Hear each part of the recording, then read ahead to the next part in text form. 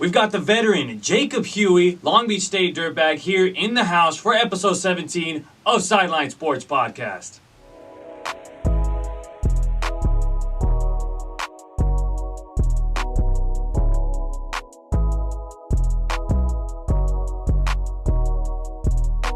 Welcome to Sideline Sports Podcast. I am the host, Alex Naveja, and if you're not on the sideline, it's not Sideline Sports Podcast. Welcome to episode 17 of Sideline Sports Podcast. I am the host, Alex Naveja, and with me today is Jacob Hughey, the first baseman and also former left-handed pitcher back in freshman year. Feels like such a long time ago, right? Yeah. Like 2016? It's been here for a while. It's been a while already, but now, first baseman, full-time first baseman. We can also say some DH, but before we get into some business, this episode of Sideline Sports Podcast is brought to you by Lean Mean Meals. Make sure to get your meal prep done with Mitch Dominguez. He has you with your breakfast, your lunch, and even your dinner. They also have you on detox juices along with cold brew coffee. So Huey, if you ever need any of that pre-game meal or whatever, make sure to go on Lean Mean Meals. And also, you can save yourself 10% off with my promo code SIDELINE10. So just saying, if any of the guys on the team need it, just send them my way. Send them over to Lean Mean Meals, 10% off. You got it right there. I'll make sure to put the website down into the description down below. But without further ado, let's get things started. We have Jacob Hughey in the house, Long Beach State dirtbag. Jacob, how does it feel to be on the podcast? How are you doing? How are you enjoying the winter break so far? Doing good. I just drove back from Big Bear today. I was there for like 3 days, so a little tired, but have a beer. I know before the show we've been talking a little bit about your hobby that you like to do. You like to go fishing and such, and you didn't quite have enough for dinner, but you went fishing. Yeah, went fishing. Caught a couple of halibut, just a little under the legal limit. So yeah, just try to go whenever I can, whenever I have some free time. Me and Matt Fields, shout out Matt Fields, Morley. He takes me most of the time, and then just kind of go. We either do that or go frisbee golfing. Really just trying to enjoy it before the grind begins again next month, right? Exactly. We got about, so we come back the 15th. So, yeah, a little less than a month now. There you go. Yeah. So, let's take it back to 2016. You came on as a freshman. You got scouted by Long Beach State, but you came in as a left-handed pitcher. Tell us about how the pitching day went and then how that transitioned to becoming a first baseman. Well, I came in as a two-way. So I came in as a hitter/pitcher, but they wanted me to pitch because they figured my arm was a lot more valuable than my bat was at the time, and we had some good bats in the lineup, so they didn't really need me as a freshman. So I started pitching, and then my sophomore year, I tore my labrum, which caused me to be out the whole season. And once I came back, it was kind of like a hitter. Like I had no idea if I was going to be able to pitch again or if I was going to be able to throw, anything like that. So I started swinging it again, and then I came up to, I went up to Alaska before that, and I hit all summer. And so I knew I could hit at this level still, but I hadn't tested it with the coaches. And then once I told them, hey, I swung all summer and had some success, and in case my arm, if I can't pitch, I want to know I still have a spot on the team.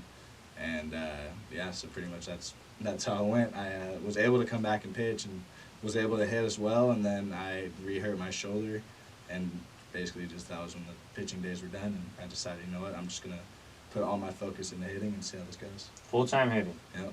That's so unfortunate. 2017 was that big year. Long Beach State was ranked. They hosted the regionals, the super regionals. At least you got to celebrate with the team. You didn't get to, really, be a part of the field and do all that. But at least you're a part of the, the partying crew, part of it. Yeah, to an extent. I mean, it's still, that year still has a little bit of a bitter taste in the mouth just because, we lost on our home field to our rival. And, that's always a bummer to think about. But, we had a successful year, and, it's cool to be able to say that I was on that team, but at the same time, I wish I could have helped the team in my own way other than just charting. Right. So, 2018 was, that was the year where you were really switching up. You had some midweek starts, and then during the weekend, you'd be at first base. And then the very next year, that's when you started to become just full-time hitting. Yeah. That was when your pitching was completely done, right? Yeah, I was in 2018 versus USC. I had a Tuesday start, and I felt something kind of go wrong in the shoulder. Tried to pitch through it, and once I got to I want to say 2 or 3 batters after I felt it initially, I realized that all I'm doing is hurting myself, and my shoulder was killing me. It was hanging to the floor, and so I kind of was just gonna I got taken out of the game, and I was just gonna kind of rest it, see how it was, and then I couldn't. It hurt the rest of the year pretty much. So that summer I worked hard all summer to rehab my shoulder, and then kind of just rested, no throwing it, but just strengthen it as much as I could, and then now it feels great. Yeah. Right. So. You know what? I was actually there for that game against USC. I remember you got that start on Tuesday, and I remember you had to be called out of the game, and I remember that. But you know what? That game was actually a pretty wild one. You guys ended up coming from behind and ended up coming up with a big win. I remember that, and that was probably one of the most exciting games that year. But then now you go into 2019. And you have a career year in batting average. You finished the year with a .324 batting average. That's pretty impressive. I mean, that's probably one of the top batting averages in the Big West Conference. Mm-hmm. So what did you do differently? Did you play summer ball? Was it just practice? Or you just seeing the ball really well? Did you change any approach? Or what did you do? I think it's just more understanding my swing again. Because, I had gone that 2018 year, I hadn't hit for over a year. And then I was kind of just all right, you get a couple rounds of BP, and then all of a sudden you get a pinch hit at bat, and then boom, you're in the lineup, you're starting. And so I didn't really have a lot of time to get a feel for everything I was doing. And then the more reps I took, and especially once I just I put all my effort into just hitting, no more pitching. So I had nothing else to focus on but getting my swing exactly how I wanted it. I had a better understanding of what pitches I could hit and what pitches I couldn't. And I think that definitely helped me because I was able to lay off the pitches that the year before I was chasing, and then I was able to square up the pitches that I knew I had to jump on. And I just felt more. I guess the difference between the years was just more maturity at the plate type of thing. But yeah. Do you see yourself as a veteran presence to the younger guys? Because it's a very young team this year. A lot of freshmen coming in, a lot of new faces to the team. Do you feel like you're the captain, the guy that really has to show everyone by example? I've been there the longest other than Jessica Jewell, who's our trainer, because I've been here all 5 years, and so they all call me Grandpa and just call me the old man. I do feel like I'm definitely one of the older presence on the team, and we don't have any named captains or anything like that on our team because at the end of the day, everyone's got to step up and fill their role no matter what. So I would say that I definitely feel like one of the older guys on the team. You feel like the grandpa? Yeah, I feel like the veteran for sure, the salty vet. The facial hair is still black. No gray facial hair, no white facial hair, but we're just noticing there's no little curls. I remember previously you had the curls going on previous years. It was you and Jake Vanderwall busting the curls on the mustache. No more? That's Brock Lundquist. I got to give respect where he's due. That was 2017 Lundy. That guy had one of the best mustaches I've ever seen. And then, that guy's was down. I was just trying to resemble that in any way I could, but there's no way I could have matched his.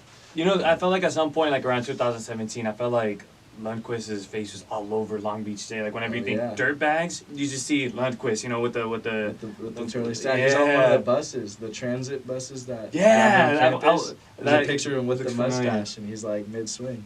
That's pretty sweet. That's pretty dope. Yeah. So, any chances you guys are gonna bring that back? I know you and Vanderwall, you guys have that thing where you guys do it, but you guys gonna bring it back or? Vanderwall's not gonna do it this year because he's not here this year, but we got. Cole Joy's got the full ginger, big ol' Viking beard. We got facial hair this year. That's fun. Oh, you guys are enjoying that. Yeah, it's nice. It's just facial hair. At the end of the day, that doesn't really mean anything. But it's nice to be able to not have to wake up and shave every day. Oh, I know. Being like the Yankees or, having the clean shaving or anything like that. So we're actually going to take a quick break here in Sideline Sports Podcast. But when we come back, we're going to talk about the juicy stuff you guys want to find out. We're going to talk about Eric Valenzuela and just about the goals for the next coming year. So make sure to stick around. We'll see you guys in a bit here on Sideline Sports Podcast. This is Jacob Hughey, first baseman for the Long Beach State Dirtbags, and you're watching Sideline Sports Podcast.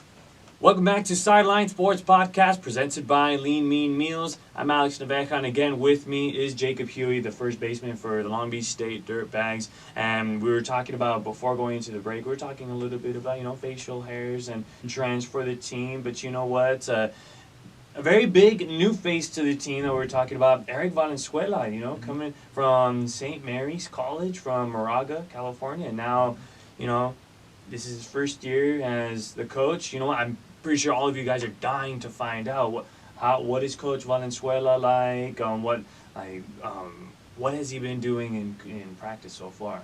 He's a fantastic coach. He's he's definitely a player's coach in the sense of he has your back, and if things aren't going your way and you're making a bunch of errors, as long as they're not like mental errors, and that's a different story. But if you're missing some ground balls or your swing's just not feeling right, he'll come up and he'll put his arm around you and tell you, what, this is what you're doing, and you need to figure this out right now, and this is how you're gonna do it. And we'll give you a little motivation, a little smack on the back, like let's get it together. And then he's not a blow up on you unless he needs you type of guy. He's a treat you with respect and treat you as I don't know, he's a good coach. I like playing for him. Yeah, and practices they're great. They're full of energy. They're grind. Don't get me wrong. It's nonstop. Just boom, boom, boom. We're doing something. But they're good. I'm learning stuff every day. My craft is getting better, and yeah. So as far as of course you guys are practicing, taking ground balls, batting practice and such, but conditioning work. This is something that's very big for Long Beach State. How have you guys been really getting into the conditioning? He soul tests us. Yeah, he knows how to bury someone that he knows how to make you reach that mental point that makes you say I want to quit, but you find a way to get past it. He's all about running. Our pitchers run a lot. They run all day, every single day. Position players, if we're not in the middle of a drill and we're not physically needing to stand still, then we're running wherever we need to go. He's good when it comes to conditioning because he has a boxing background. Wow. And so he's all about just cardio and being in shape, being tough, and all that stuff. So does any of the cardio ever insist on you guys, work in the bags or anything like we that? have. So hey, what, really? Yeah, we went to cool. Duarte Boxing and went through a full hour workout with them. And it was awesome. We got to hit the bags, got to go for a little run, got just fully worked out with a bunch of I think there's 1 or 2 world champions there, and they taught us technique, little things like that. There was no sparring or clearing up bad blood or anything like that. But yeah, it was cool. It was a good workout, and it was fun. Yeah. Are we ever going to see Jacob Hughey, welterweight champion of the world or anything? Or probably no, not. Nothing like that. Chin's not thick enough. Oh man. So I don't know. I'm a little not surprised, but I think that would have been pretty funny. Hey, put the headgear on. Hey, I heard you guys are fighting. Yeah. Let's clear it up, guys, and just take a couple of blows, and then you guys are all right. Hug it out, shake it out, whatever, and stuff. So I don't know. I would have thought that would have been pretty funny for you guys to do. No doubt. So how do you guys feel much better being on the field, when after this conditioning, where you guys feel like you guys could take a full-on infield, outfield, and you guys can even go through, hey, this is no big deal type of thing? Yeah, once we get back from break, it's go time. And, we got a month till season, and it's, the grind doesn't stop. It's still we're still jamming. We're still trying to get better. The only difference is we don't have to worry about getting buried in conditioning necessarily, but we're still going to run. We're still going to stay in shape and all that stuff. Right. Yeah. So what differences have you noticed between Coach Buckley's coaching style and with Coach Valenzuela's style? I don't know about that. I guess, they're two different people. Every coach is different, has their different type of style that they kind of want to bring on. And they're both, outstanding coaches. Those guys know the game more than I ever thought I could ever imagine to know. It's crazy listening to both those guys talk, but I mean, I guess one of the differences is more just Valenzuela is more hands-on and is more like up front and by your side about it. Buckley is more will let you fail and learn from your mistakes type of guy. Like he'll pull you aside after and talk to you about it. Meanwhile, like Valenzuela will kind of tell you about it right away. Like, hey, this is what you're doing, rather than. But yeah, I mean, other than that, they're both just good coaches to play for. But Valenzuela, he's doing a good job with this program and everything he's been doing, and I like our chances with him. I like our chances with what's to come this year. Mm-hmm. Yeah. So, going into this year, do you feel as though like your hitting is going to be your strong point, or do you feel like the pitching, or do you feel like it's going to be pretty balanced out this year? I think it's pretty balanced. I mean, we don't have as many arms as we'd like, depth-wise, but as far as like talent-wise, our pitching staff is pretty good. I mean, they could compete with any other team in the country. I mean, we got 5 guys that could potentially start on the weekend, and then on top of that, we got a couple guys sprinkled in there that are perfect guys to throw in the pen. That'll be good guys to get outs in later games when it's close. And I mean, I think our pitching's really good this year and really talented.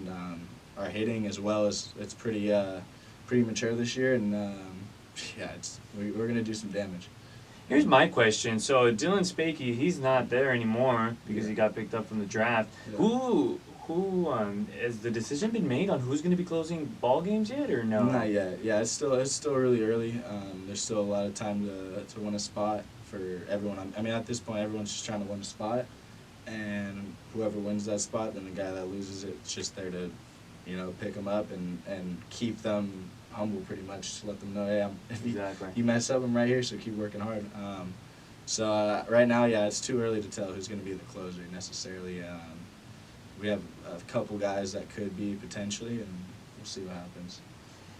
I felt like last year the old reliables were Tyler Gums and also Jonathan Carlos. Do you think they're going to be old reliables once again this year? Yeah, I think those guys both will be big impacts on our team. Gummy's looking really good this year. A lot different than he was last year, I'd say. Just and more of like he has more feel for all of his pitches, and you can really see it. He looks comfortable up there, and as well as John's really come along. He's getting older, he's getting stronger, and so he's looking a lot better up there as well. Mm-hmm. So I'd say both those guys definitely will be ones we rely on, for sure. Yeah. So I'm gonna put the pressure on you right now. If you had to, it's a 2-part question. If you had to use one word to explain or to describe Eric Valenzuela and everything he's done for the program, what would that one word be? Respect. Say respect, just because, I mean, that guy is all about, he's true to his word. He doesn't BS anything. He isn't afraid to, look trouble in the eyes and find a way to get around, or find a way to get through it, pretty much. I'd say I'd say respect's a word that Valenzuela both lived by and deserves. Yeah. And one word to explain the team this year. I'd say hungry. Yeah, we're ready. We're ready. I mean, last year's not something that everyone wants to go through, but at the same time, all we're focused on is this year. All we're focused on was come. And like I said earlier, I mean, I like what's to come. I think we got some good stuff working. Here's my final question to seal the deal. Are we going to see a Big West title this year? Or, hey, predictions? What's going on this year? What do you think? What do you think? We'll see what happens. I hope so. I mean, that's always the goal, is first things first, win a Big West title. And I mean, I hope we can bring it back to Long Beach State this year. There you go, guys. Jacob Hughey, first baseman for Long Beach State Dirtbags, here talking a little bit about the differences with this year's team along with last year's team. And again, Jacob Hughey, pleasure to have you on the episode. And of course, thank you so much to Tyler Hendrickson sitting on my left-hand side. He didn't want to come on the camera, but we'll thank Tyler for helping me out for getting Jacob to be on the podcast. Again, thank you so much for all of you guys tuning in. If you guys liked the content on Sideline Sports Podcast, make sure to give the thumbs up. Hit the subscribe button for those of you that are on YouTube. If those of you guys are listening on Spotify, make sure to hit the follow button. up on the top. And of course, this episode of Sideline Sports Podcast is brought to you by Lean Mean Meals. Make sure to get all of your meal prep done today. Get your breakfast, your lunch, and even your dinner done with Mitch Dominguez. He also has detox juices along with cold brew coffee. And you know what? Breaking news, I think Mitch is going to be hitting up the dirt bags for meal prep now, right? Nice, Is that what's going on? I don't know. We'll see. I'm just messing Thinking with about you. it. Thinking about it. But of course, use my promo code SIDELINE10 to save you guys 10% on all of your meal prep with Mitch Dominguez. I'll put the website down in the description down below. I'm Alex Naveja signing off, and again, Jacob Hughey in the house. We'll see you guys next time on Sideline Sports Podcast, because if you're not on the sideline, it's not Sideline Sports Podcast. Have a good one, everybody.